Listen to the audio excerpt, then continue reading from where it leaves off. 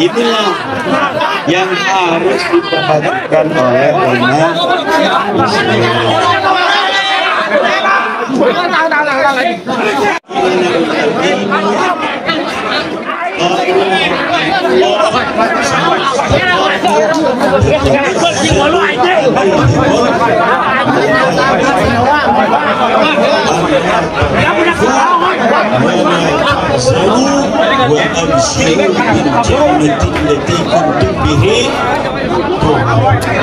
War.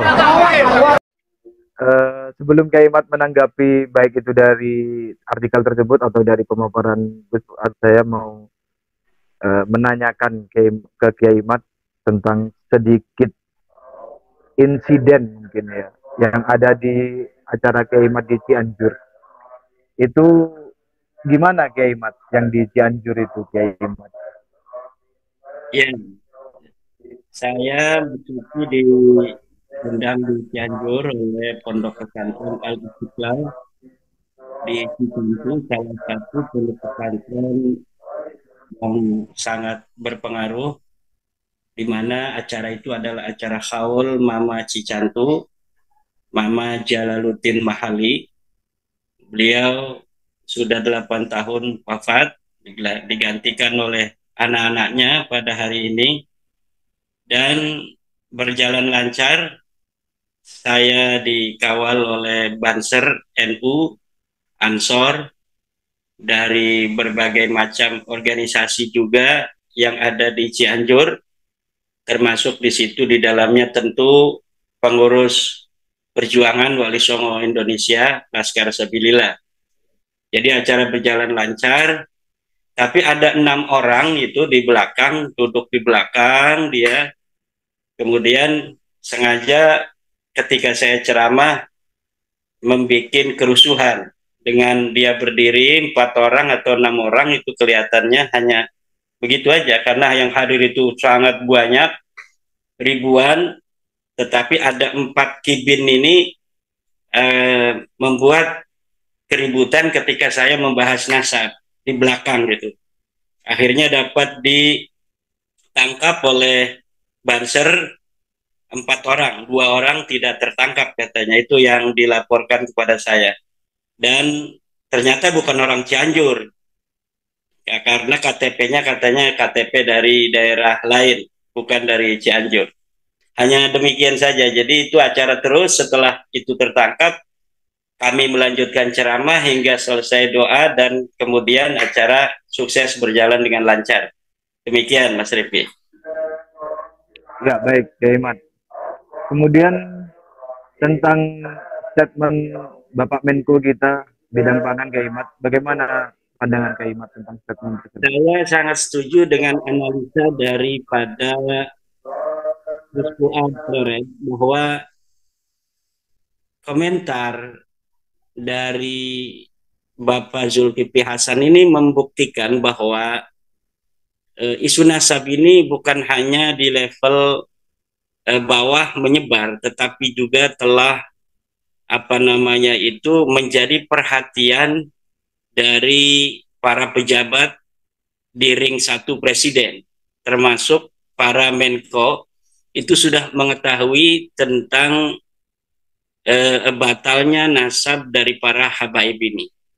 Jadi ini walaupun itu bahasanya adalah seperti bahasa candaan, bahwa kita mempertanyakan BRIN. Seharusnya BRIN bisa untuk menciptakan kreasi baru, sebuah penemuan baru tentang bibit unggul dari padi-padi kita sehingga ketahanan pangan kita itu dapat teratasi atau dapat diraih ketahanan pangan, swasembada pangan sehingga nanti apabila terjadi hal-hal yang tidak diinginkan secara geopolitik global, misalnya ada perang, sementara kita masih minus beras, tentu kita akan berbahaya sekali. Misalnya kita sekarang masih impor beras dari Thailand, dari Vietnam, dari China. Kemudian ketika terjadi sebuah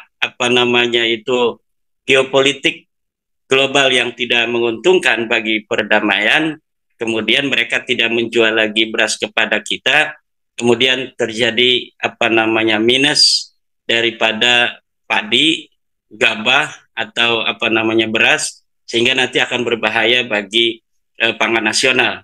Nah itu di tengah-tengah keseriusan daripada Bapak Menko Zulkifli Hasan, beliau sekedar nyeletuk gitu tentang nasab, tentang moderasi beragama.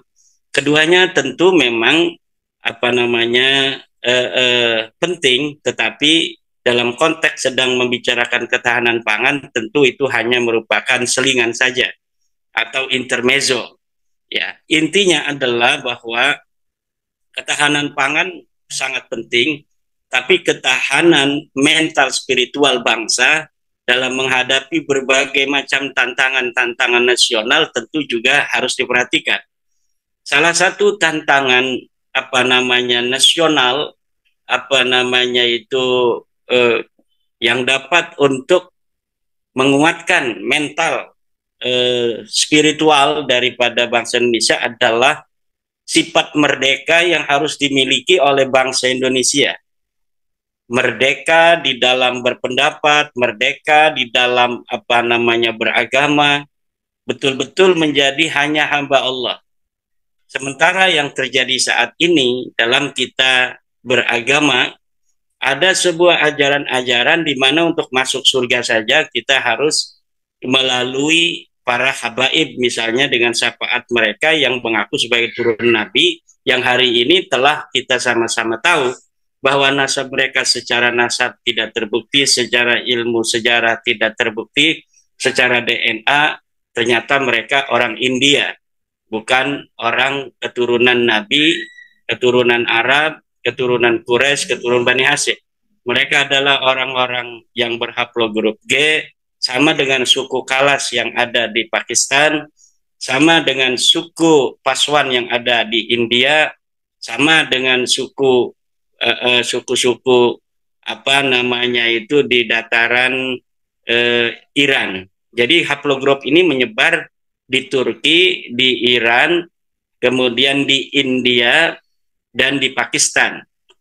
Dan Balawi ini menurut analisa saya adalah orang-orang India yang berhaplogrup G, yang haplogrup G di India itu minoritas.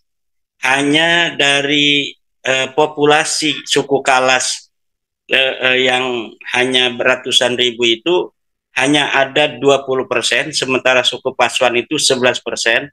Yang paling banyak itu tentu di induk daripada haplogrup G di Kaukasus, yaitu sekitaran Gunung Kaukasus. Kemudian hari ini menyebar di suku-suku yang beragama Islam, diantaranya di Iran dan di Turki. Jadi setelah diketahui secara genealogi, para habaib ini bukan orang Yaman asli, habaib ini bukan orang Arab, bukan turunan Nabi. Kemudian hari ini saya terutama mulai untuk menyusuri sebenarnya destinasi haplogrup G yang paling dekat dengan Balawi itu di mana. Kemudian saya mulai terbuka sebuah kesimpulan bahwa mereka ini adalah orang-orang India yang menyusuri daratan Iran, kemudian dari Iran menyeberang ke Oman. Makanya dari Mirbat mereka kemudian pindah secara daratan melalui daratan Oman dari Mirbat menuju Hadramaut, kemudian tinggal di Tarim pada sekitar abad ke-8 Hijriah. Jadi baru saja mereka ada di Yaman itu puluhan tahun yang lalu, kemudian mereka mengaku sebagai keturunan daripada Nabi besar Muhammad SAW itu. Nah, jadi masalah apa yang telah di roasting lah istilah atau dimention oleh Menteri kita Bapak Zulkifli Hasan ini tentu akan membawa polemik nasab ini semakin menjadi perhatian nasional, semakin menjadi perhatian masyarakat. Tentu ini walaupun hanya bersifat mention, ada unsur-unsur yang baik yang ingin diraih atau dimaksud oleh Bapak Menteri kita. Demikian Mas Rifki sementara.